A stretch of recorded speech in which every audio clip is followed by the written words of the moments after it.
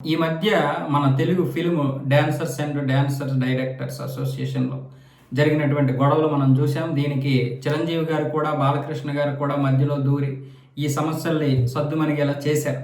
ఆ గొడవలు లేకుండా చేశారు. ఉప ఎన్నికలు వద్దు అంటే బై ఎలక్షన్లు వద్దని చెప్పినా సరే జానీ మాస్టరు ఆయన భార్య సుమలత ఇద్దరూ కూడా బై ఎలక్షన్లు పెట్టాల్సిందే అని పట్టుబట్టారు. పైగా దీనికి ఫెడరేషన్ వాళ్ళు కూడా కలగజేసుకున్నారు. ఫెడరేషన్కి మేము వెళ్ళము, ఫెడరేషన్ చెప్పింది మేము వినము, మేము డైరెక్ట్గా ప్రభుత్వం నుంచి ఏర్పాటైనటువంటి కార్మిక సంఘం నుండి వెళ్తాము, అక్కడి నుంచి ఎన్నికలు తీసుకొస్తాము, అంటే వాళ్ళ ఆధ్వర్యంలో ఎన్నికలు పెట్టుకుంటామని చెప్పి వెళ్ళారు. ఏమైంది చివరికి 520 మంది ఉన్నటువంటి ఈ డాన్సర్స్ అసోసియేషన్ లో చివరికి 114 మంది వచ్చి ఈ ఎలక్షన్ లో పాల్గొన్నారు, ఓట్లు వేశారు. మిగతా ఎవరైతే ఉన్నారో అందులో పాల్గొన్నటువంటి వారే అంటే పోటీ చేసినటువంటి వారే 25 మంది ఉన్నారు మొత్తం.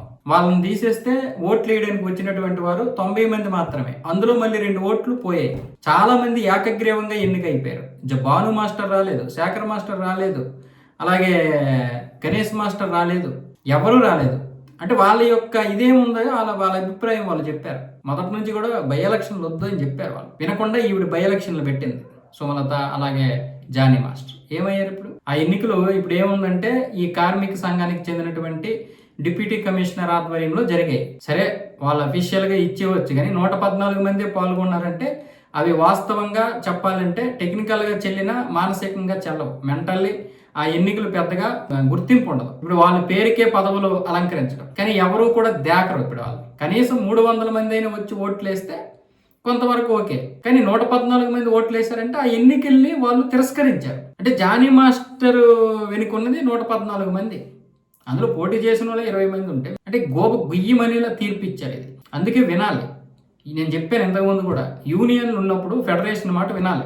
ఏదైనా సమస్య వచ్చేసరికి ఎక్కడికి వెళ్తాం? ఫెడరేషన్ దగ్గరికి వెళ్తాం. డైరెక్ట్గా కార్మిక సంఘానికి వెళ్ళిపోతే వాళ్ళు ఏమైనా వింటారా?